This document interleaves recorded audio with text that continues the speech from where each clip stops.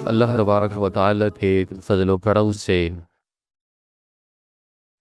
آج جمعۃ الوداع ہے، رمضان المبارک کا آخری جمعہ اور رمضان المبارک کا آخری دن اپنی رحمتوں اور اپنے انوار و فضلیات کے ساتھ ہمارے درمیان موجود ہے۔ اللہ تبارک و تعالیٰ رمضان المبارک کی ان جاتی ہوئی سالوں میں ہمیں خیر و برکت کا وہ کثیر حصہ عطا فرمائے، جس کے حصول سے ہم اس ماہ مقدس میں محروم رہ گئے۔ روزے کا جو عظیم مقصد اللہ تبارک و تعالیٰ نے قرآن کریم فرقان حمید میں بیان فرمایا، وہ حصول تقویٰ ہے۔ تقویٰ کے لیے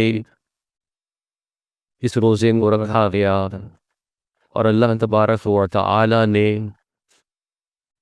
رمضان مبارک کی اس عظیم عبادت کی مذوبایت بھی حصول تقویٰ ہی بیان فرمائی۔ اور پچھلے رمضان مبارک کے جتنے خطبات گزرے ہیں اس میں ہم نے حصول تقویٰ کے جو ذرائع ہیں ان پر ہی گفتگو کی کہ ہم یہ سمجھ سکیں کہ جو اللہ تبارک و تعالیٰ اس عظیم عبادت کے ذریعے ہمیں دینا چاہتا ہے، یا بألفاظ دیگر اس عظیم عبادت سے ہمارا حصول کیا ہونا چاہیے، وہ تقویٰ ہے اور اس کے دیگر کیا کیا ذرائع ہیں۔ کیونکہ رمضان میں روزہ رکھ کر ہم تقویٰ کی طرف سفر کرتے ہیں، لیکن غیر رمضان میں وہ کثیر ذرائع، وہ کثیر امور کہ جن کو ہم اپنا کر رمضان المبارک کے علاوہ جو 11 مہینے ہیں ان میں اپنا سفر تقوی کی طرف رواں دواں رکھ سکتے ہیں۔ ان چیزوں کے بارے میں ہم نے سنا اور یہ کوئی بھی اس سے انکار نہیں کر سکتا کہ یہ تقویٰ ہی ایک ایسی چیز ہے کہ جو اللہ تبارک و تعالیٰ کو ہر عمل سے مقصود ہے، اور اس کی اہمیت کو اللہ تبارک و تعالیٰ نے جگہ جگہ قرآن کریم فرقان حمید میں بیان فرمایا کہ بندے کا آخرت کا سفر ہے۔ تو اللہ تبارک و تعالیٰ نے جب اپنی طرف لوٹنے کا معاملہ ارشاد فرمایا تو وہاں بھی اللہ تبارک و تعالیٰ نے جس چیز کا ذکر کیا وہ یہ تقویٰ ہی ہے۔ اللہ تبارک و تعالیٰ نے قرآن مجید فرقان حمید میں ارشاد فرمایا وَاتَّقُوا اللَّهَ وَاعْلَمُوا أَنَّكُمْ إِلَيْهِ تُحْشَرُونَ، کہ تقویٰ اختیار کرو، اللہ کا تقویٰ اختیار کرو اور خوب جان لو کہ بے شک تمہیں اسی کی طرف لوٹنا ہے، تمہارا حشر اسی اللہ تبارک و تعالیٰ کی بارگاہ میں ہونا ہے، اس لیے تقویٰ اختیار کرو۔ یہ تقویٰ کو سند ہے، یہ تقویٰ وہ وصف ہے کہ جو اس وصف کو اپنا کر اللہ کی بارگاہ میں حاضر ہوگا تو وہ شخص اللہ تبارک و تعالیٰ کے محبوب بندوں میں شمار ہوگا۔ بندہ کہیں بھی سفر کرتا ہے، وہ اس سفر کے مطابق اپنا ذات رائے اکٹھا کرتا ہے، اور جتنا کہیں جا کر رہنا ہے اتنا سامان اپنے ساتھ لے کر جاتا ہے۔ اگر وہاں کسی کو کوئی دینے دلانے کا معاملہ ہے وہ چیزیں اپنے ساتھ رکھتا ہے، یعنی سارا زاد راہ بندہ لے کر جاتا ہے کسی بھی سفر کے لیے۔ اور اب یہ سوچنا ہے کہ یہ جو عارضی سفر ہوتے ہیں. ہم کہیں بھی چلے جائیں، اگر کوئی چیز ہم زاد راہ کے طور پر نہ بھی لے جا سکے تو وہ چیز ہمیں وہاں مل جاتی ہے. لیکن پھر بھی ہم کتنی زیادہ تیاری کر کے جاتے ہیں. جیسے اللہ تبارک و تعالی سب کو نصیب فرمائے، حرمین شریفین جب عمرے کے لیے بندہ جاتا ہے کس طرح سے لسٹ بناتا ہے کہ کوئی چیز زاد راہ نہیں وہ رہ نہ جائے. تو یہ وہ سفر ہے کہ جس میں بندے نے جانا ہے اور لوٹ کر آ جانا ہے. لیکن آخرت کا جو سفر ہے، آخرت کا جو سفر ہے، یہ سفر ایسا سفر ہے کہ اس میں پھر کسی نے لوٹ کر واپس نہیں آنا.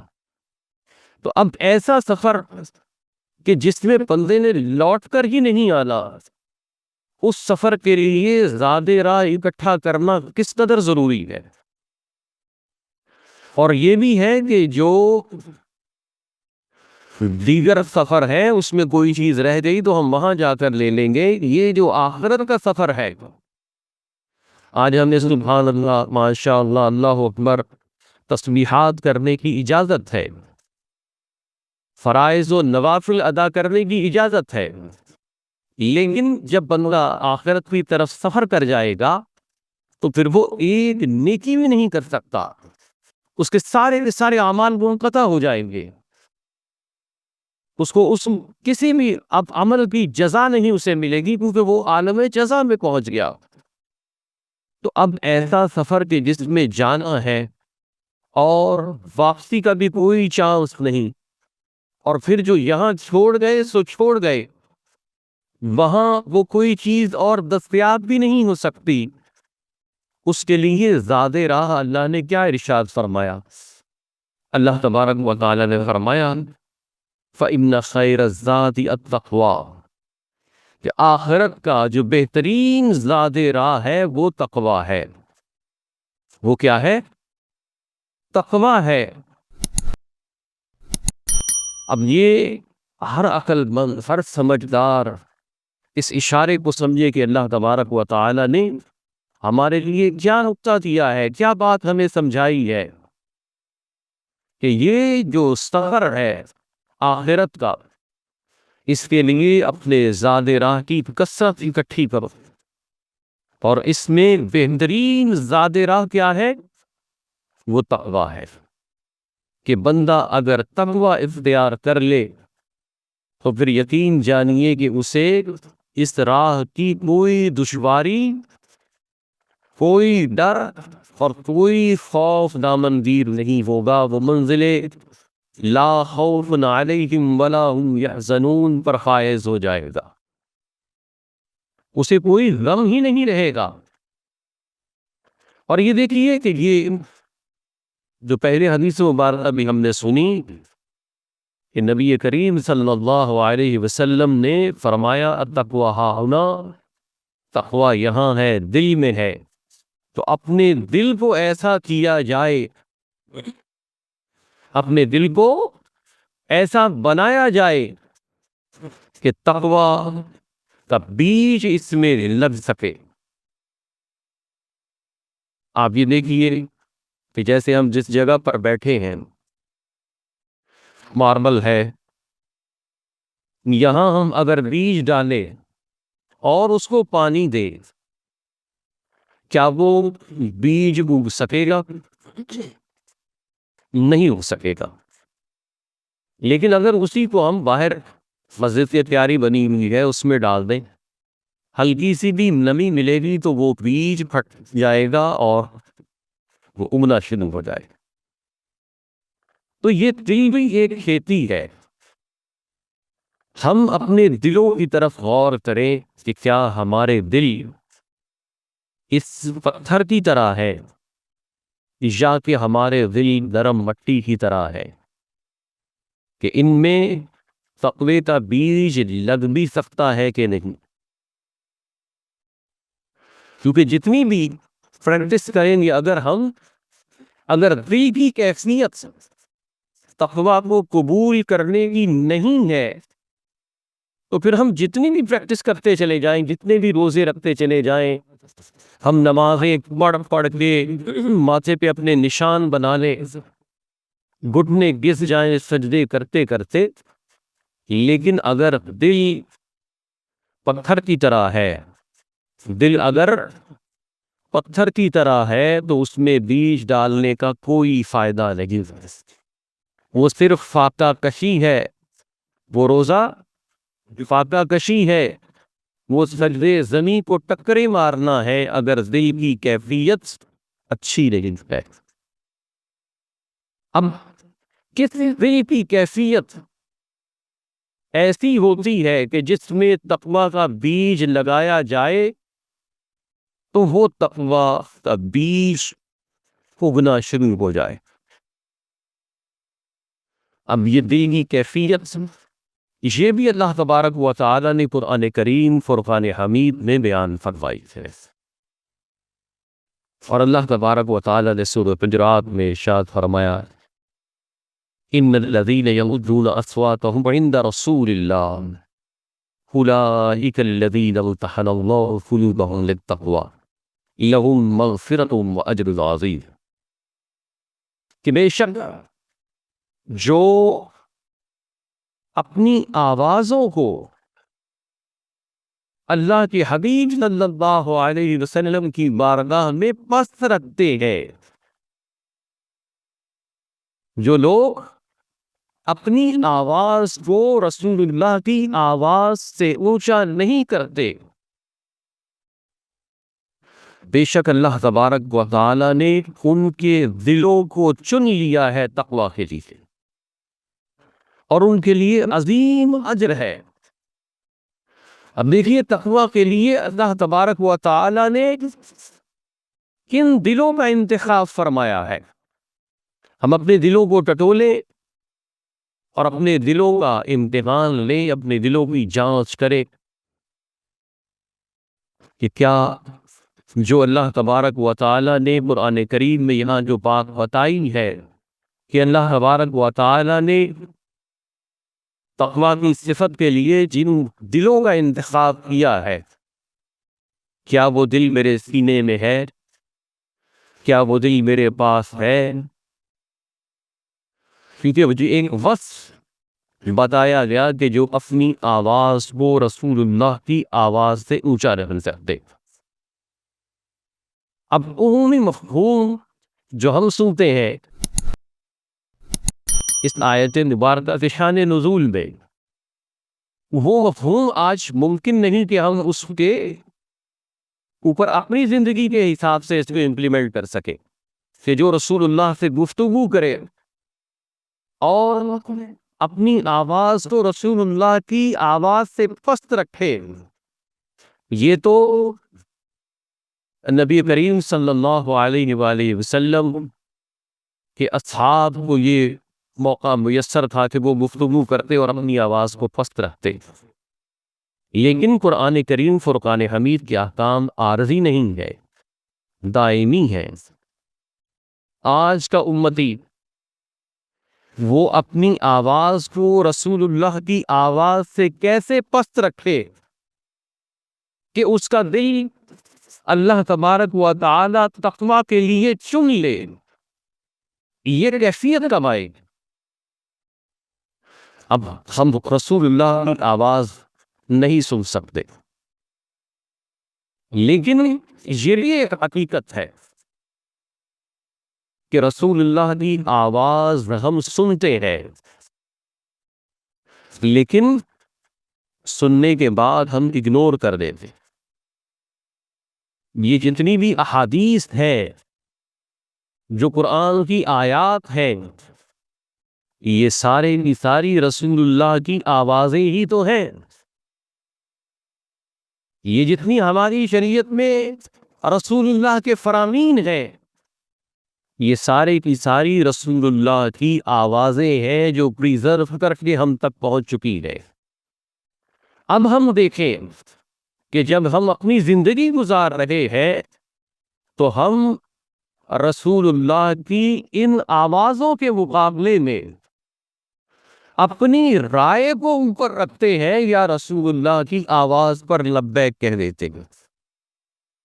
رسول اللہ نے جیسا مومن امتی دیکھنا چاہا وہ تمام چیزیں بیان کر دی، اور ہمیں وہ چیزیں معلوم بھی ہے۔ چلنا، پھرنا، اٹھنا، بیٹھنا، شادی، بیاہ، غم، خوشی، ہر چیز میں، بازار کا لین دین ہو یا گھر کا معاملہ ہو، والدین سے بات کرنی ہو یا بچوں سے بات کرنی ہو، زندگی کا کون سا گوشہ ہے اور وہ زندگی کا کون سا معاملہ ہے کہ جس میں ہمارے پاس رسول اللہ کی آواز نہیں آتی؟ رسول اللہ کی ہر آواز محفوظ ہے، حتیٰ کہ رسول اللہ صلی اللہ علیہ وسلم جب آرام فرماتے تو جو آواز سانس لینے کی آتی، احادیث مبارکہ میں وہ آواز بھی بیان کی گئی ہے۔ احکام تو دور کی بات ہے، اللہ نے اپنے حبیب کی آواز کو محفوظ کرنے کا ایک ایسا نظام عطا فرمایا کہ پہلے کسی بھی نبی کی آواز ویسے محفوظ نہیں ہوئی۔ آواز تو دور کی بات ہے، رسول اللہ کے قدم سے اگر کوئی لکیر بھی بنی ہے وہ لکیر بھی محفوظ ہے۔ کیا ہم نہیں دیکھتے کہ رسول اللہ صلی اللہ علیہ وسلم جب آپ بیمار تھے، نحیف تھے، صحابہ کرام نے آپ کو دونوں بازوؤں سے پکڑ کر یوں مسجد میں لائے تو جو آپ کے قدم مبارک جو زمین پر لگتے ہوئے خط کھینچا، وہ جو لکیر تھی، وہ لکیر بھی کتب احادیث میں محفوظ ہے۔ ہم بہرے ہیں کہ ہم رسول اللہ کی آواز نہیں سنتے، یا اگر سنتے ہیں تو ہم اپنی آواز کو پھر رسول اللہ کی آواز سے اونچا کر دیتے ہیں۔ تو جب ہم اپنے تمام زندگی کے معاملات میں رسول اللہ کی آواز سے اپنی آواز کو اونچا کریں گے تو پھر ہمارے دل اللہ کی بارگاہ میں تقویٰ کی نعمت کے لیے ریجیکٹ ہو جائیں گے، سلیکٹ نہیں ہوں گے۔ سلیکٹ اسی صورت میں ہوں گے کہ جب ہم رسول اللہ کی آواز پر لبیک کہیں گے، جب رسول اللہ نے جو فرما دیا اب ہماری سمجھ میں جو آئے نہ آئے، جو رسول اللہ کی آواز ہے بس اسی پر لبیک ہے۔ ایسے ہی جمعے کا خطبہ ہو رہا ہے، نبی کریم صلی اللہ علیہ وسلم مسجد میں موجود، اصحاب سے فرما رہے ہیں بیٹھ جاؤ۔ گلی میں صحابہ آ رہے ہیں، حضرت عبداللہ بن رواحہ رضی اللہ تعالی عنہ نے آواز سنی، آپ مسجد کے باہر بیٹھ گئے۔ تو جو 7 صحابہ تھے وہ کہنے لگے کہ آپ یہاں کیوں بیٹھ گئے، اٹھیے مسجد میں جا کر بیٹھتے ہیں۔ تو حضرت عبداللہ بن رواحہ رضی اللہ تعالی عنہ نے فرمایا کہ تم نے سنا نہیں رسول اللہ نے کیا فرمایا؟ تو ساتھی کہنے لگے کہ وہ تو مسجد میں جو لوگ موجود تھے رسول اللہ ان سے فرما رہے ہیں کہ بیٹھ جاؤ۔ آپ نے فرمایا کہ مجھے یہ نہیں معلوم، رسول اللہ نے فقط یہ فرمایا ہے کہ بیٹھ جاؤ، یہ نہیں فرمایا کہ جو مسجد میں ہے وہ بیٹھ جاؤ۔ تو جہاں رسول اللہ کی آواز آ گئی وہاں اپنی عقل کو سائڈ پہ رکھ کے جن لوگوں نے فیصلہ کیا اولئک الذین امتحن اللہ قلوبہم للتقوی، ان کے دلوں کو ہی اللہ تبارک و تعالی نے تقوی کے لیے چنا ہے، انہی کے دل تقوی سے سرشار ہے جو رسول اللہ کی آوازوں پر بھی اپنی عقل کے ترازو چلاتے رہے۔ جو لوگ اپنی آواز کو رسول اللہ کی آواز سے اونچا کرتے رہے، وہ سجدے کرتے رہیں، وہ روزے رکھتے رہیں، انہیں تقوی کی منزل نہیں مل سکتی۔ تقوی اسی کو ملے گا جس نے پیش فرمان رسول اللہ اپنی اپنی کو بیچ کر دیا، اپنی اپنی کو قربان کر دیا، اپنی اپنی کا گھوڑا نہیں دوڑایا، کیونکہ جو رحمت للعالمین ہے، جو ہادی عالم ہے، جب ان کی ہدایت آپ پہنچی ہے تو پھر کسی اور ہدایت بھی انسان کو حاجت ہی نہیں ہے۔ رسول اللہ کے مقابلے میں جو ہدایت اور مشورہ آئے گا وہ خالصتاً ضلالت و گمراہی ہوگا۔ اس لیے اپنے دل کی کھیتی پر ہمیں توجہ کرنی ہے کہ رسول اللہ کی آوازوں پر ہم اپنی آوازیں اونچی کرتے ہیں، ہم رسول اللہ کی آوازوں کو اگنور کرتے ہیں، ہم کچھ خاطر میں ہی نہیں لاتے، گھر میں ہو بازار میں ہو ہم فقط اپنی چلاتے، بچوں کا معاملہ ہو، بڑوں کا معاملہ ہو، خرید و فروخت کا معاملہ ہو، باہمی تعلقات کا معاملہ ہو، جو رسول اللہ نے فرمایا ہم دیکھتے ہیں کہ وہ میرے فائدے میں ہے یا نہیں، ہم یہ دیکھتے ہیں کہ اس میں میری انا کو ٹھیس پہنچ رہی ہے یا نہیں۔ اگر رسول اللہ کا فرمان میری ناک، میری انا کی قربانی مانگتا ہے، ہم اسے قربان کرنے کو تیار نہیں۔ باہم تعلقات میں جو رسول اللہ نے معیار صلح فرمایا ہے، ہم اس کے لیے تیار آئے ہیں، کیونکہ ہماری انا پر ہٹ پڑتی ہے، ہماری ایگو پارا پارا ہوتی ہے، اس لیے ہم رسول اللہ کی بات کو ایک طرف رکھتے ہوئے اپنے نفس کی بات پر لبیک کہتے ہیں۔ کاروبار ہے، ہم یہ دیکھتے ہیں کہ اس میں رسول اللہ کی ہدایت یہ ہے، معلوم ہے، لیکن اس میں ہمارا نفع نہیں ہے، ہمارے لیے چند پیسوں کی اس میں کمی ہو جائے، ہم وہ بات گول کر جاتے ہیں۔ رسول اللہ کے فرمان کے مقابلے میں اپنے نفس کی آواز کو اونچا کرتے ہیں، اور پھر ہم یہ امید رکھتے ہیں کہ ہمارا دل تقوی والا بن جائے، ہم متقی بن جائیں، اللہ تبارک و تعالیٰ کے ہم محب بن جائیں، تو ایسا نہیں ہو سکتا۔ حصول تقوی کے لیے اپنی ذات میں کچھ جمع کرنا پڑے گا، کچھ نفی کرنا پڑے گا، اپنے رویوں کو، اپنی سوچ وچار کو، اپنے تعلقات کے منہج کو ہمیں کہیں سے چھوٹا کہیں سے بڑا کرنا پڑے گا، جیسے رسول اللہ صلی اللہ علیہ وسلم نے فرمایا۔ اور یہ تقوی کی اہمیت کی باتیں ہیں۔ تقوی کے اگر ثمرات بھی اگر ہم دیکھیں تو اللہ تبارک و تعالی نے تقوی کے وہ عظیم الشان ثمرات عطا فرمائے ہیں کہ جو بندے کی دنیا و آخرت کی تمام پریشانیوں کو لپیٹ کر لے جائے۔ ایسے ثمرات کہ اللہ تبارک و تعالی نے ارشاد فرمایا ان اللہ مع الذین اتقوا، اللہ تبارک و تعالی صاحبان تقوی کے ساتھ ہے۔ اللہ کی معیت، اللہ کا ساتھ کن کو نصیب ہے؟